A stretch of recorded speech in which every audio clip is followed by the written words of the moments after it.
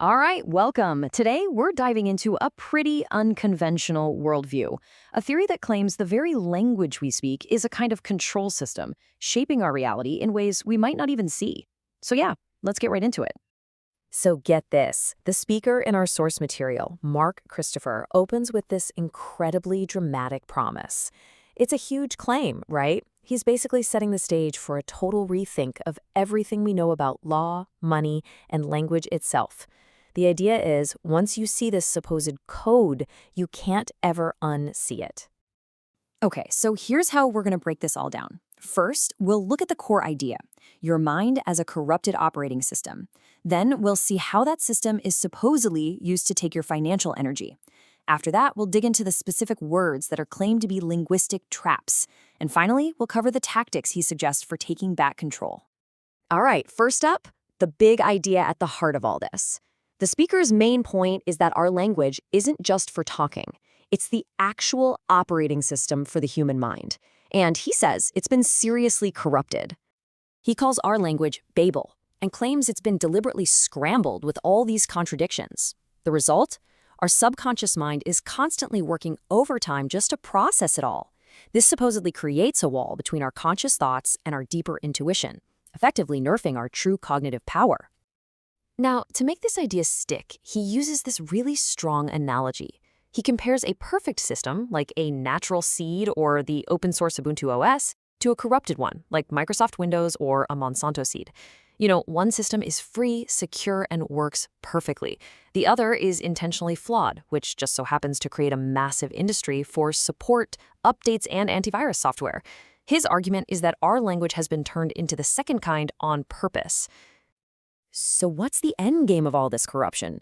Well, according to him, it turns you into an empty vessel floating in a sea of space. And here's the kicker.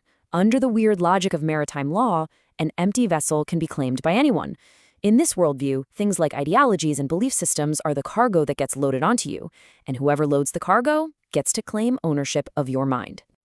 Okay, so that's the theory, but how does it actually show up in the real world? This is where it gets very practical because he argues this whole system has very real financial consequences. He calls it the reaping. Here's the supposed process. Step 1, the system prints fiat money, which has no real value on its own. Step 2, you go to work, and through your labor, you convert that worthless paper into real, valuable sweat equity. Then, step 3, the system reaps that value back from you through taxes, inflation, court fees, you name it. And finally, your commercial energy, your life force, basically, is transferred to the people at the top. And you know where the main factory for all this reaping happens? The courtroom. In this view, courts aren't about justice at all. They are the place where this financial harvesting is done. The channel's designed specifically to extract your energy and keep the whole cycle going.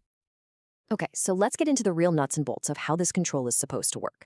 It all comes down to the hidden meanings he says are baked right into everyday words. This is the corrupted OS in action.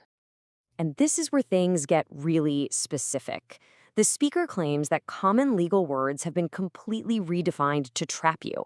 For instance, he says the legal definition of a human is a monster, and monsters can't inherit property.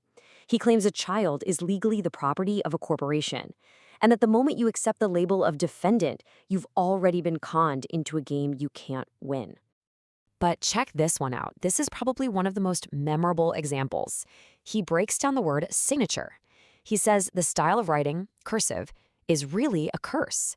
And that little rectangular box you sign your name in, that's supposed to represent your coffin. So a signature is literally a curse from a legally dead person. Pretty wild. And that whole legally dead idea, it connects to something you've probably seen a million times.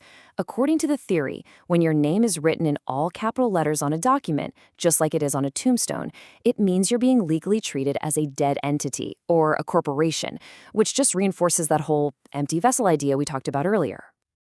All right, so if you're supposedly trapped in this crazy linguistic matrix, how do you get out? This last part is all about the speaker's playbook for debugging your own mental OS and fighting back. And at the core of his strategy is this one simple phrase. The legal principle is well known. The person making the claim has to provide the proof. But he says the most powerful part of the sentence is the two words, full stop.